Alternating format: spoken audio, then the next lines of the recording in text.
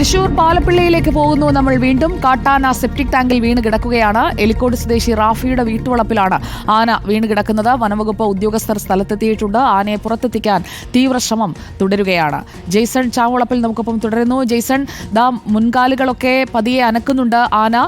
ഇനിയിപ്പോൾ ആനയുടെ പിൻഭാഗത്തുള്ള കല്ലുകൾ, പാറക്കഷ്ണങ്ങളൊക്കെ അടക്കം വീണ് കിടക്കുന്നുണ്ട്. അത് സാവധാനം മാറ്റുകയാണോ?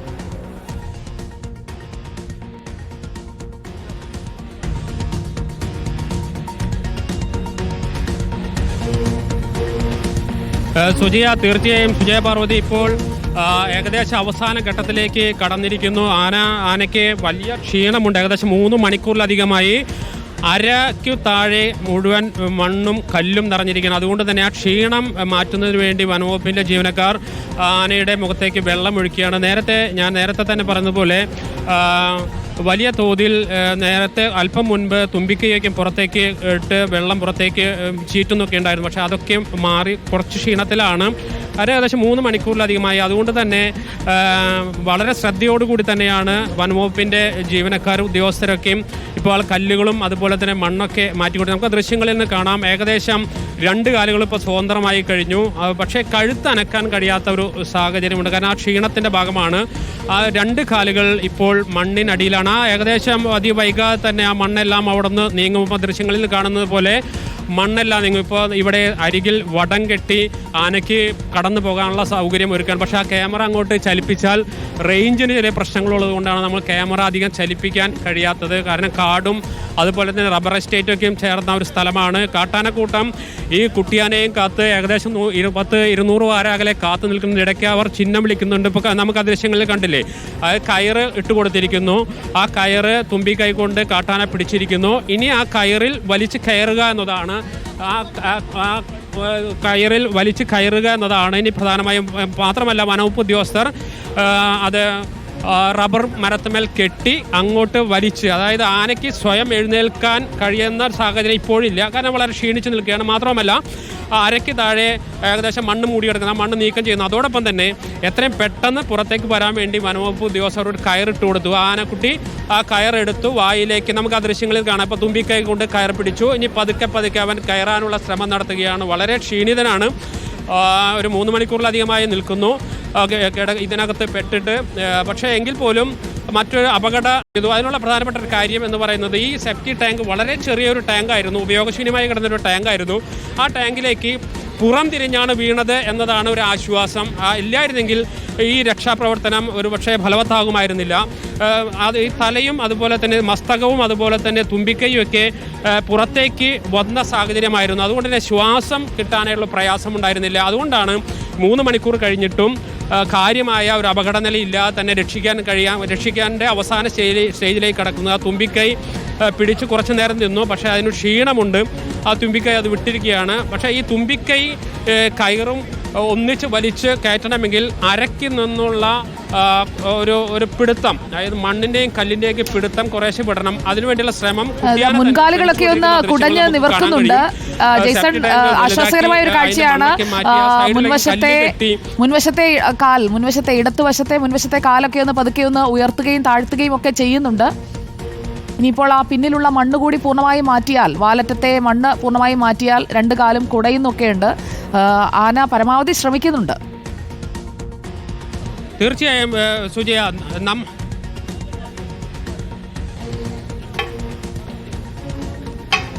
പാലപ്പിള്ളിയിൽ സെപ്റ്റിക് ടാങ്കിൽ വീണ ആനയെ രക്ഷിക്കാനുള്ള, പുറത്തെത്തിക്കാനുള്ള ശ്രമങ്ങൾ നടക്കുകയാണ്.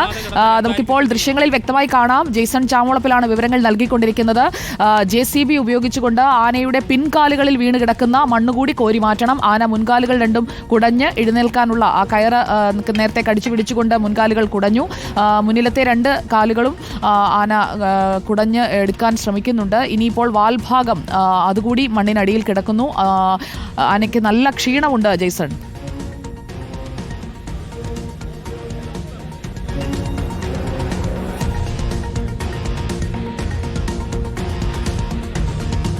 തീർച്ചയായും ഞാൻ അതാണ് നേരത്തെ പറഞ്ഞത്. നമ്മളൊക്കെയും ഇങ്ങനെ മണ്ണിൻ്റെ അടിയിൽ നമുക്ക് അരയ്ക്ക് മുകളിൽ താഴോട്ട് മണ്ണ് വന്നിരുന്നെങ്കിൽ എന്തായിരിക്കും നമുക്ക് അതിൻ്റെ മുഖം കണ്ടാൽ എത്ര ദയനീയമാണ്.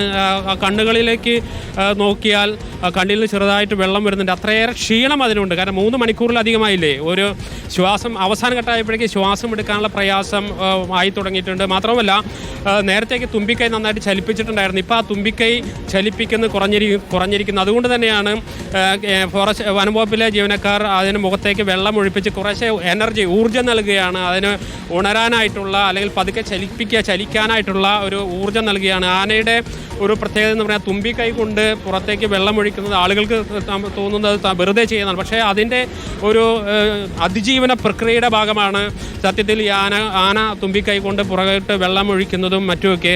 കാരണം അതിന് കൂടുതൽ എനർജി തിരിച്ചെടുക്കാൻ, അതുപോലെ തന്നെ അതിനൊരു ഉണർവുണ്ടാവാൻ, അതിന് മുന്നോട്ട് പോകാനൊക്കെ ആയിട്ടുള്ള ഒരു ശക്തി കിട്ടുന്നത് അത്തരത്തിലുള്ള ചില പ്രവർത്തനങ്ങളിലൂടെയാണ്.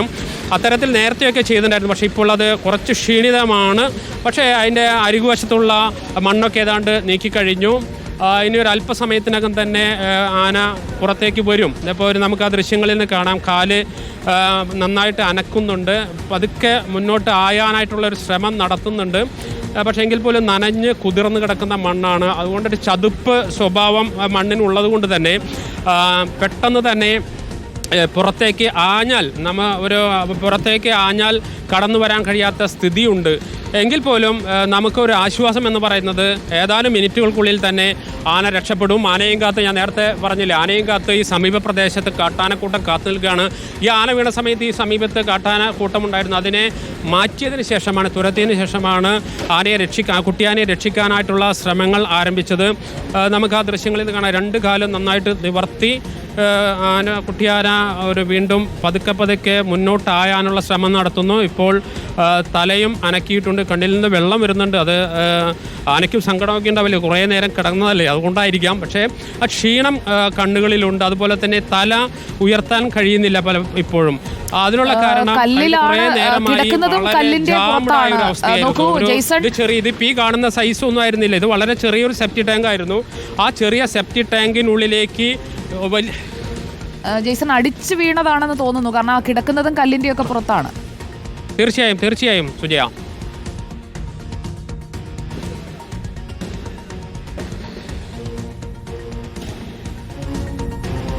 അതെ ഈ അരികിലെ മുഴുവൻ ഇടിഞ്ഞ് താഴോട്ട് വീഴുന്ന ഒരു സാഹചര്യം ഉണ്ടായി. പക്ഷേ ഞാൻ നേരത്തെ പറഞ്ഞല്ലോ, ഇത് മസ്തകം മാട് മുന്ന് ഈ സെപ്റ്റി ടാങ്കിലേക്ക് വീണിരുന്നെങ്കിൽ വളരെ അപകടകരമായ ഒരു അവസ്ഥയുണ്ടാകും. ആനയെ രക്ഷിക്കാൻ കഴിയില്ല എന്ന് നമുക്ക് ഉറപ്പിച്ച് പറയാൻ കഴിയുമായിരുന്നു.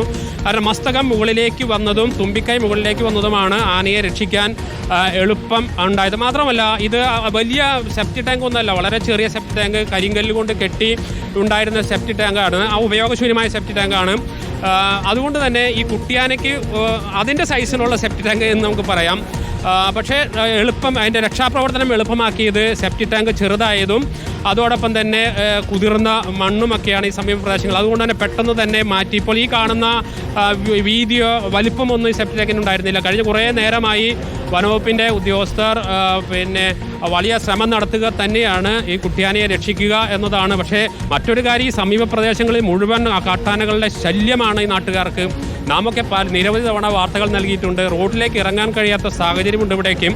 അത്രയധികം കാട്ടാനക്കൂട്ടം നാം കാണുന്നത് പോലെ 1-2 ഒന്നല്ല, 10-30 കാട്ടാനകൾ ഒന്നിച്ച്, കുട്ടികളും അതുപോലെ തന്നെ വലിയ ആനകളൊക്കെ ഒന്നിച്ചു വന്ന് റോഡിൻ്റെ നടുവിലാ നിൽക്കും. പിന്നെ വാഹനങ്ങൾ പോകാൻ കഴിയില്ല, ആളുകൾക്ക് പോകാൻ കഴിയില്ല. പട്ടാപ്പകൽ പോലും അതാണ് അവസ്ഥ. അത്തരത്തിലുള്ള ഭീതിതമായ സാഹചര്യം ഉണ്ടാവുമ്പോൾ പോലും ഒരു കാട്ടാനക്കുട്ടി ഒരു അപകടകരമായ അവസ്ഥയിലേക്ക് എത്തുന്നു. അതോടൊപ്പം തന്നെ ഒരു കുഴിയിൽ വീണ് ഏതാണ്ട് രക്ഷപ്പെടുത്തുക എന്നുള്ളത് പ്രാഥമികമായ ഒരു കാര്യമാണ്. അതിൽ നിന്ന് ആർക്കും പുറകോട്ടാൻ കഴിയില്ല. അതുകൊണ്ട് തന്നെ ഇവിടെ നാട്ടുകാരുടെ ശ്രമമുണ്ട്. വനംവകുപ്പിൻ്റെയും പോലീസിൻ്റെയും ഉദ്യോഗസ്ഥരൊക്കെ ഇവിടെ വന്നിട്ട് നേരെ കുറേയായി തുടങ്ങിയിട്ട് ഇപ്പോൾ ഏകദേശം 11:15 കഴിഞ്ഞിരിക്കും. 11:20 ആയിരിക്കുന്നു. ഒരു 8 മണിയോടുകൂടിയാണ് വീണത്. ഏതാണ്ട് അവസാന ഘട്ടത്തിലേക്ക് കടക്കുകയാണ്. പതുക്കെ പെട്ടെന്ന് തന്നെ കയറാൻ കഴിയുമെന്നാണ് നേരത്തെ സൂചിപ്പിച്ച പോലെ തന്നെ ആ പാറക്കല്ലുകൾ, അതായത് ഈ സെപ്റ്റി ടാങ്ക് കെട്ടുന്നതിന് വേണ്ടി ഉപയോഗിച്ചിരുന്ന, അരികു കെട്ടുന്നതിന് വേണ്ടി ഉപയോഗിച്ചിരുന്ന പാറക്കല്ലുകളാണ്. ആ പാറക്കല്ലുകളിലേക്ക് മുകളിലേക്ക് വീഴുന്നതാണ്. മാത്രമല്ല അതിന് ഉണരാൻ കഴിയാത്തത്ര ക്ഷീണം ഇപ്പോൾ ആനയ്ക്കുണ്ട് എന്നതാണ്. അല്ലെങ്കിൽ ഇത്രയും മണ്ണൊക്കെ മാറിയിട്ടും മസ്തകമൊക്കെ പുറത്തേക്കാണ് നിൽക്കുന്നത്, 2 കാലുകൾ പുറത്തേക്ക് നിൽക്കുന്നുണ്ട്. എന്നിട്ടും കാര്യമായ അതിൻ്റെ തല ഉയർത്താൻ കഴിയാത്തത് 3-3.25 മണിക്കൂറിലധികം ഒരു ഇടുങ്ങിയ ഒരു കുഴിക്കകത്ത് ശരീരം പോലും അനക്കാൻ കഴിയാതെ ഒരു ശ്വാസം പതുക്കെ എടുത്തുകൊണ്ടിരിക്കുന്ന ഒരു ആന കുറേ കഴിയുമ്പോൾ സ്വാഭാവികമായി തളരും, നമ്മളായാലും തളരും. അപ്പോൾ പിന്നെ ആനയുടെ കാര്യം പറയേണ്ടത് പതുക്കെ അതിനെ ഉണർത്താനായിട്ടുള്ള അതിനെ ഒരു പതുക്കെ ഇപ്പോൾ നമുക്ക് കാണാം വനംവകുപ്പിൻ്റെ ഉദ്യോഗസ്ഥർ പ്ലാവിൻ്റെ വലിയ കൊമ്പുകൾ വെട്ടി ആനയുടെ ദേഹത്തേക്ക് പതുക്കെ തലോടിക്കൊണ്ടിരിക്കുകയാണ്. ആനയെ പതുക്കെ ഉണർത്തുക എന്നതാണ് പ്രധാനമായും ലക്ഷ്യമിടുന്നത്. തല ഉയർത്തണം ആന, എങ്കിൽ മാത്രമേ ആനയ്ക്ക് ഒരു മുന്നോട്ട് പോകാനായിട്ടുള്ള ഒരു ശക്തി കിട്ടൂ. ഇപ്പോൾ തല ഭാഗം, അതായത് മസ്തകത്തിൻ്റെ ഭാഗം തളർന്നു കിടക്കുകയാണ്. ഇപ്പം നമുക്ക് ദൃശ്യങ്ങളിൽ കാണാനാകും ആ ഒരു പ്ലാവിൻ്റെ വലിയ ഇലകൾ, കൊമ്പുകൾ ആന അതൊന്നും എടുക്കാൻ പറ്റുന്ന ഒരു സാഹചര്യമല്ല. അത്രയേറെ ക്ഷീണിച്ചിട്ടുണ്ട്. ആ വീഴ്ചയുടെ ആഘാതത്തിൽ കുറച്ച് ക്ഷീണമുണ്ടായിട്ടുണ്ട്. അത് തീർച്ചയായും നമുക്ക് ആ ദൃശ്യങ്ങൾ സുജയ കാണുന്നില്ലേ, വനവകുപ്പിൻ്റെ ഉദ്യോഗസ്ഥർ വലിയ പ്ലാവിൻ്റെ കൊമ്പുകളൊക്കെ പതുക്കെ തലോടുകയാണ് ആനയെ എണീപ്പിക്കാനായിട്ടുള്ള. തല പൊക്കണം, നമ്മൾ തലയാണല്ലോ എല്ലാത്തിൻ്റെ അടിസ്ഥാനം, തലയില്ലെങ്കിൽ പിന്നെ എന്ത് കാര്യം. അതുകൊണ്ട് തന്നെ ആ മസ്തകം പതുക്കെ അനക്കിക്കാനായിട്ടുള്ള ശ്രമമാണ് ഇപ്പോൾ വനംവകുപ്പിൻ്റെ ഉദ്യോഗസ്ഥർ നടത്തുന്നത്. ആ തല പതുക്കെ പൊക്കി, ആ പൊക്കുന്നതോടുകൂടി ഉടലും പതുക്കെ പൊന്തുന്ന സാഹചര്യം ഉണ്ടാകും. ഇല്ലെങ്കിൽ ഇതിനെ ക്രെയിൻ ഉപയോഗിച്ച് ഇവിടെ നിന്ന് മാറ്റേണ്ടി വരും.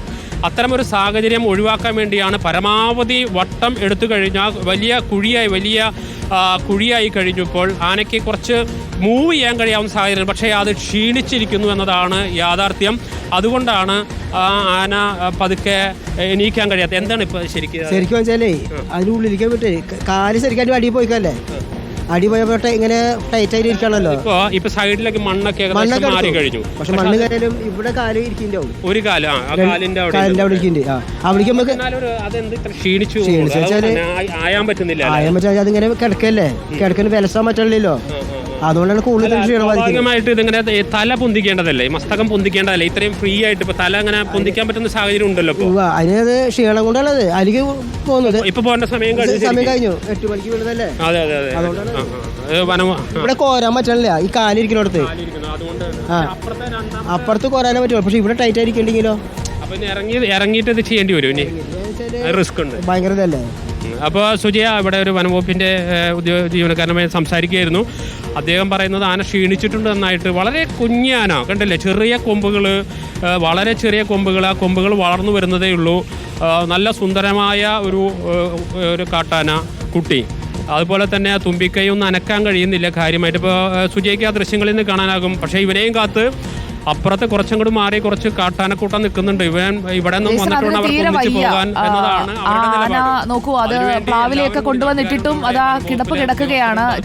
അതായത് പതിയെ ഒന്ന് ചെവി അനക്കാനൊക്കെ നോക്കിയിരുന്നു, മുൻകാലുകൾ ഇളക്കി നോക്കുന്നു. എന്നാൽ തല പൊക്കാൻ അതിന് പറ്റുന്നില്ല എന്ന് തോന്നുന്നു ജയ്സൺ.